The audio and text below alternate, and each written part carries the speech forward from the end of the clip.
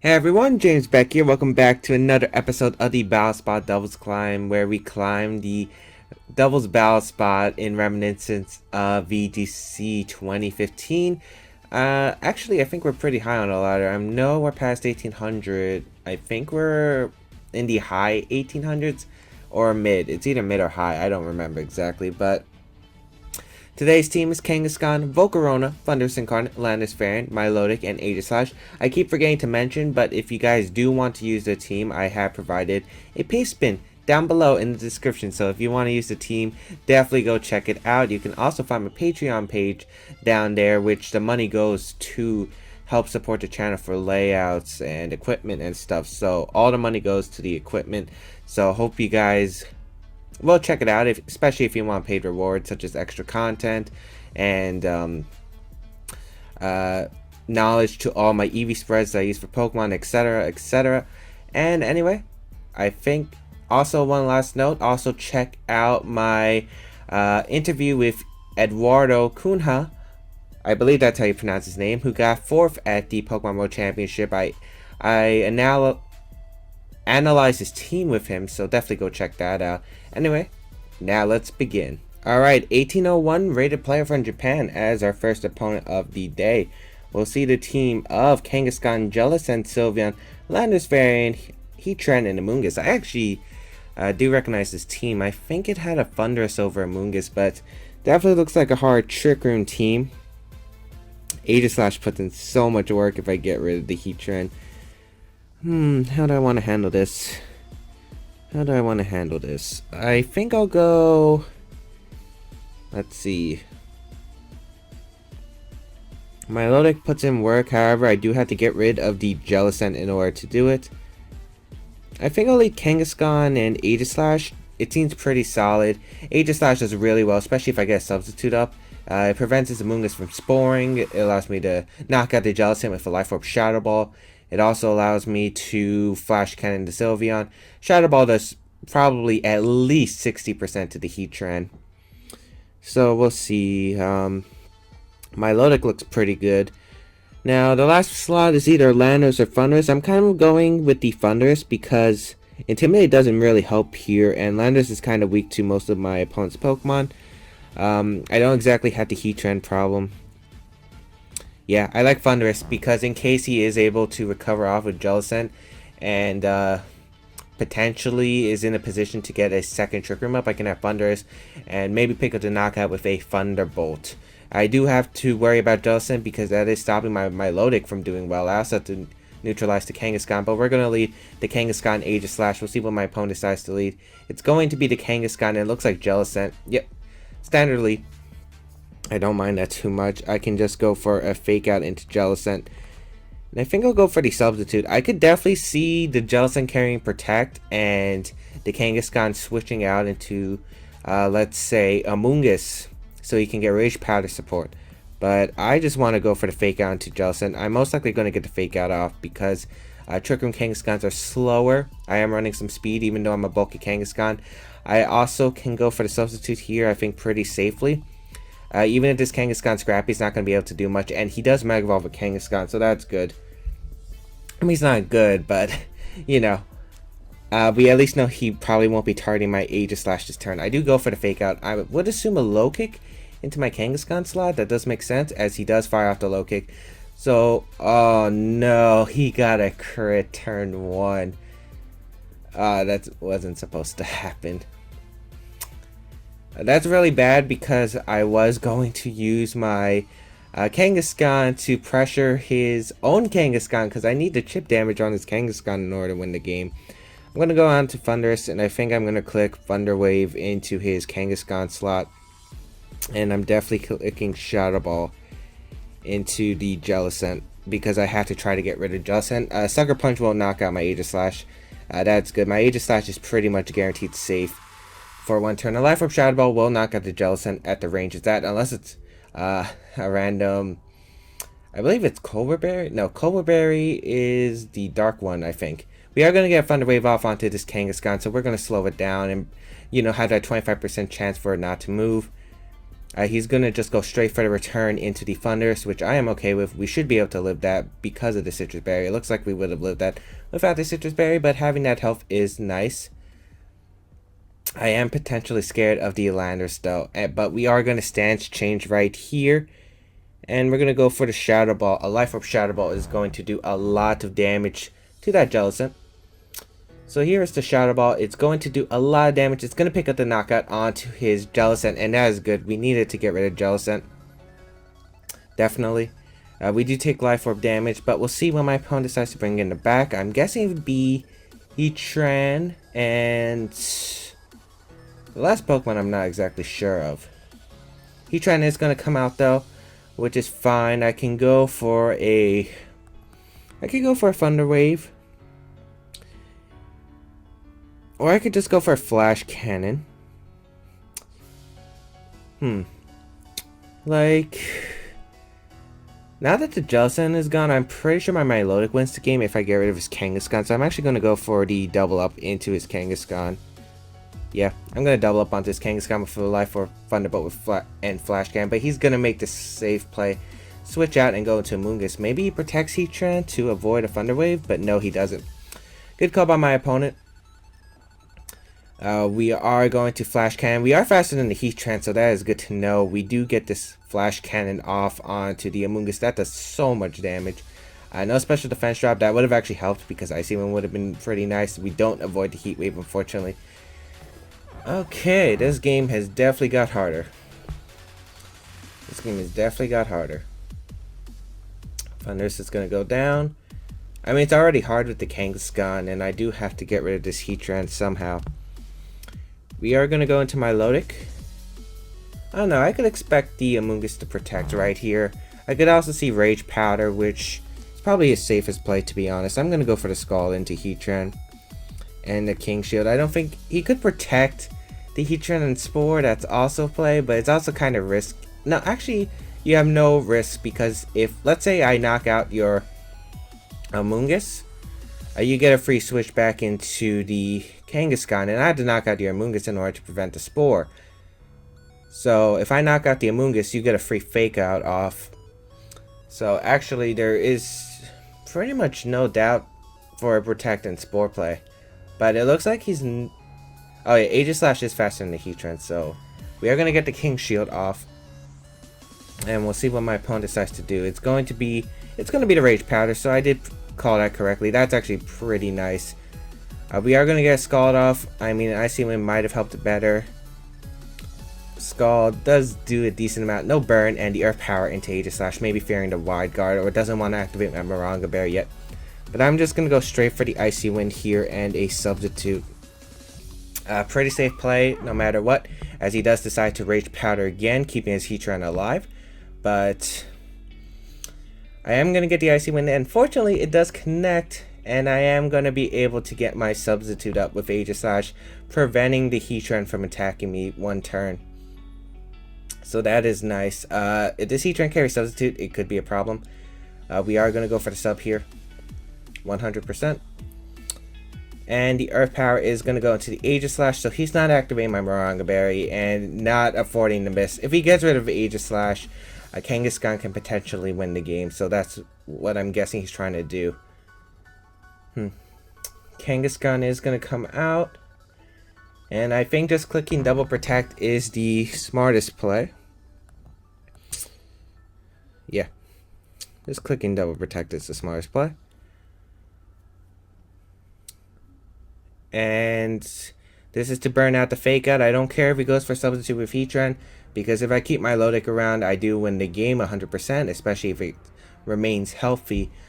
The question is, though, does he have Sucker Punch? Does he go for Sucker Punch into Aegislash? And is a Flash Cannon shot, or is Flash Cannon plus Scald enough to knock out the Kangaskhan? That is a huge question.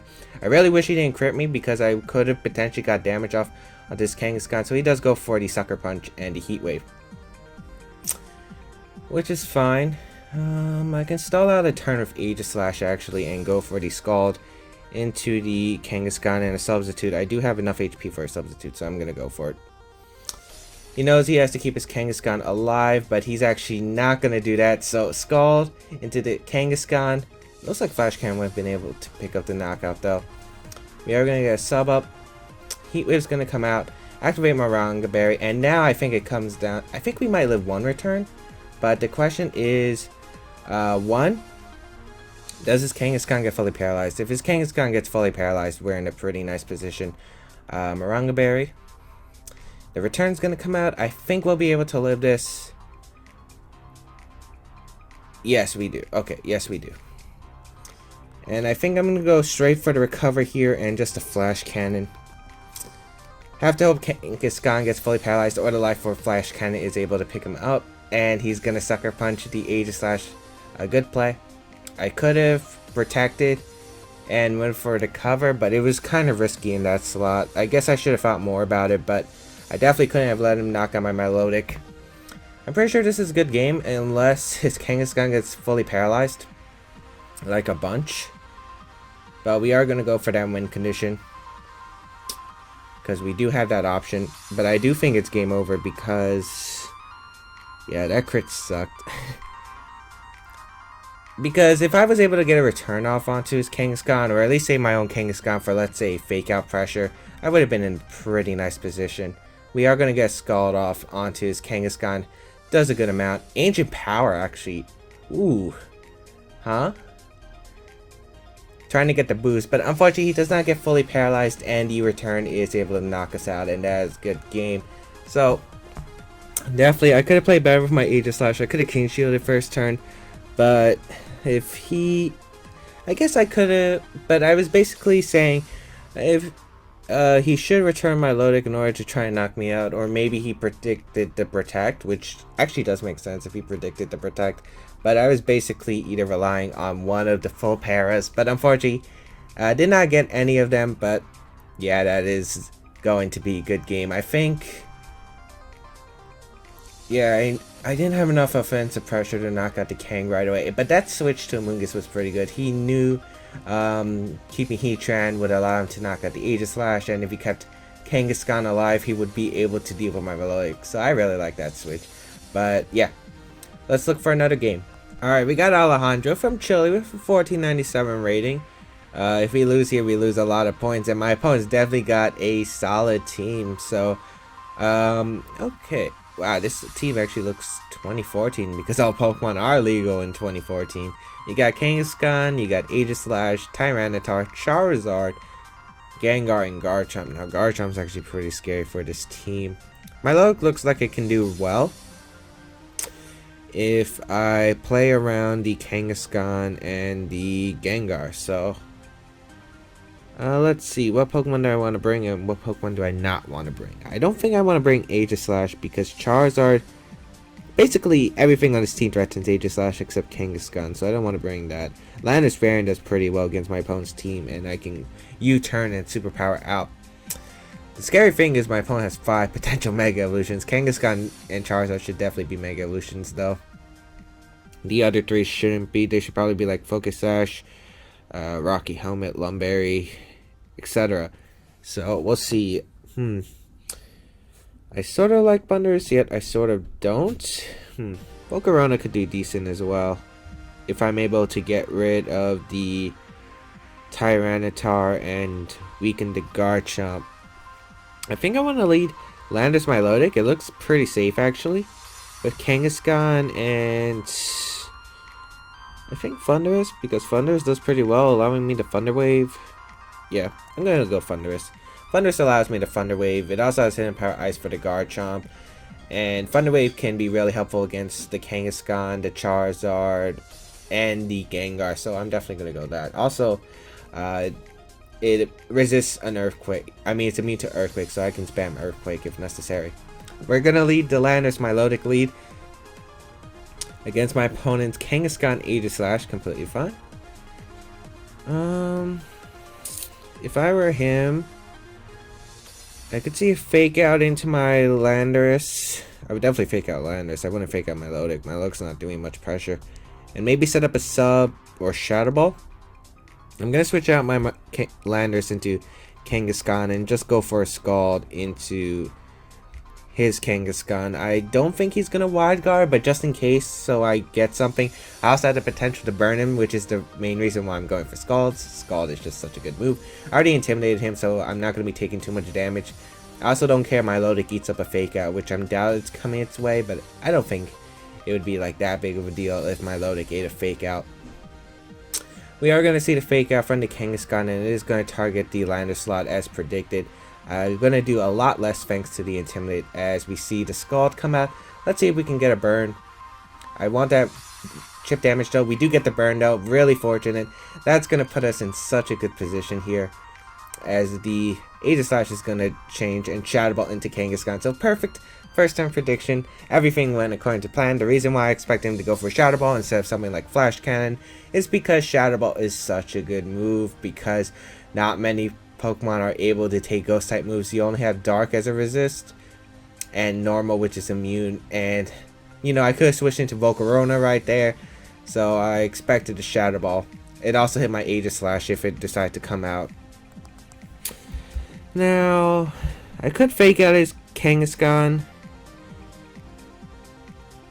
I don't want to exactly take anything. I think my best play is actually switch out Kangaskhan, go into Thunderous, and actually go for the Icy Wind in case he wants to make a bait play into Guard Chomp. I don't think he's going to make it, but you know, it is reasonable, so I am going to go for it. I also want to keep Kangaskhan alive, as the Aegislash is going to King Shield, which is completely fine, and going to protect itself, but I don't mind hitting the Kangaskhan up with an Icy Wind, allowing my other Pokemon to outspeed it. He goes for the Power Punch, so he's technically at +1 and then burns, so still probably at -1, not going to be doing much damage.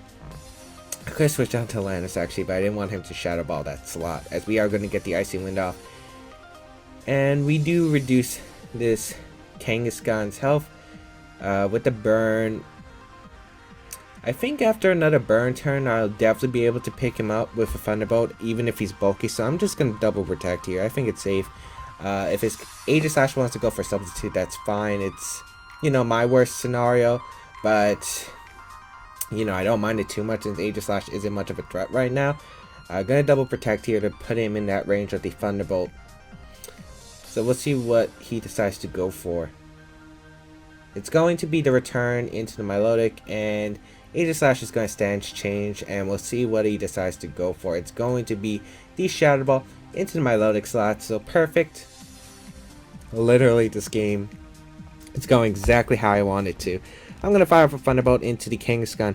I'm going to go for a Scald into the Aegislash. I have no reason not to. I mean, worst possible thing here is he switches out into the Guard Chomp right here if he does have it in the back.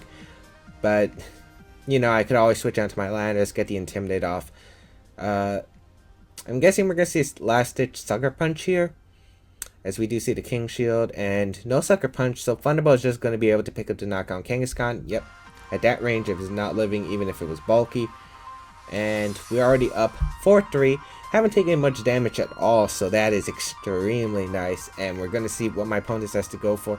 It's going to be Tyranitar, which is an interesting Pokemon to bring out.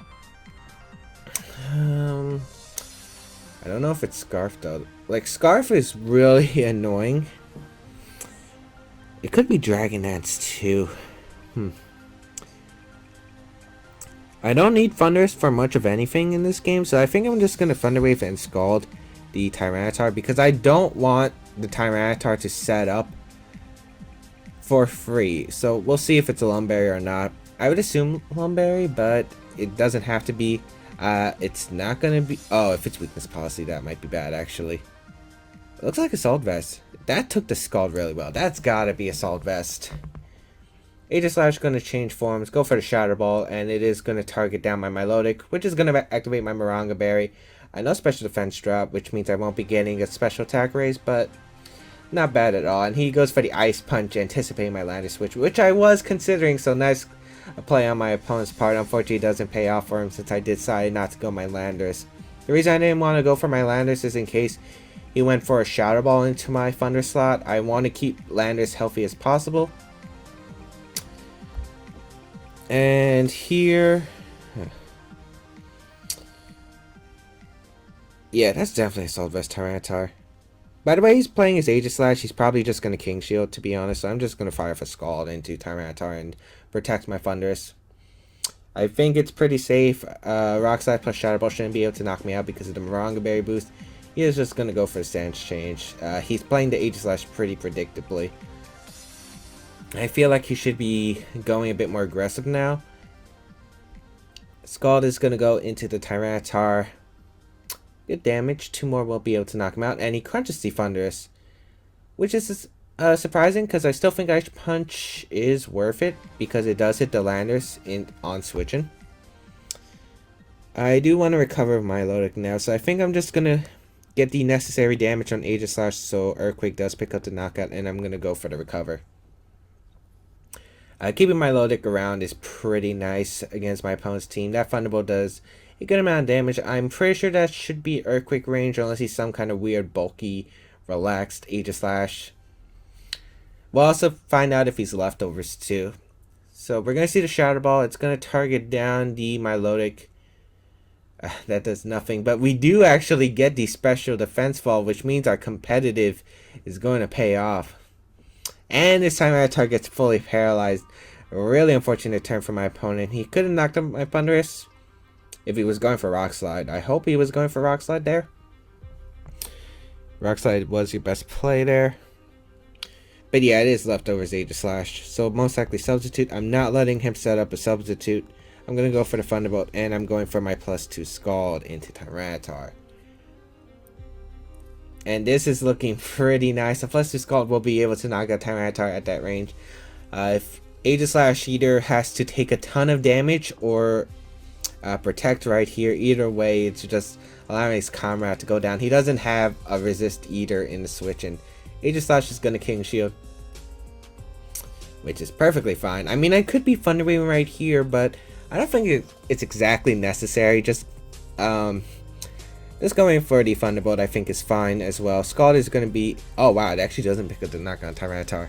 But he gets fully paralyzed. Unfortunate for my opponent. But I wouldn't have minded either way because I would have been actually able to send out my Kangaskhan the following turn. Let's say if he did knock out Thunderous. And I would have been able to Power Punch. And Power Punch would have been so nice against this team. I'm going to go for the Thunderbolt into Tyranitar and just click Scald into the Aegislash. At this rate, I don't think I need Milotic healthy because if he has Garchomp in the back, Landorus looks like he'll be able to win the game. So we're going to Thunderbolt his Tyranitar, and that's going to be able to pick up the knockout. So goodbye, Tyranitar. I honestly thought that Scald would have done more. I'm actually surprised. The Scald's going to come out and it's +2 onto the Aegislash. Wow, barely able to miss the knockout, but we get a crit and a burn. I feel sorry for my opponent because I don't feel like I need these in order to win the game, but this is getting rid of any chance for him to win the game. And he even lowers my special defense again, which allows me to get a +4 Milotic on the field. Sandstorm subsides, which is even fortunate for me because I won't be taking residual damage. Also, in case the Garchomp is a random Sandvale variant, I don't have to worry about that. But Aegislash goes down, and now I have a single target Icy Wind or Rock Slide against my opponent. We'll see what his last Pokemon is. I doubt it's Charizard. It's either Garchomp or Gengar. Most likely Gengar is going to be my opponent's last Pokemon. And I think I can just safely Thunder Wave and Protect right here. Yeah, just Thunder Wave Protect. I don't think this Gengar can do anything.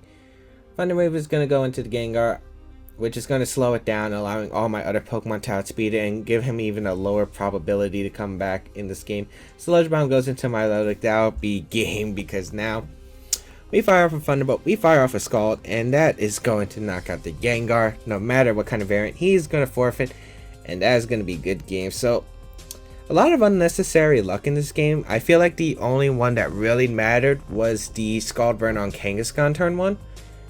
Otherwise, yeah, I think I pretty much played that really well. I think I just knew what I wanted to do from turn 1. Protected the Milotic pretty well. And also didn't give him any opportunities to come back in the game. So, hope you guys enjoyed today's episode. You guys can check out everything I said down below, including the placement of the team, the Patreon page, And you can also check out Edu's video, Edu's team video. And you can also follow my social medias such as Twitter, Instagram, Twitch, etc.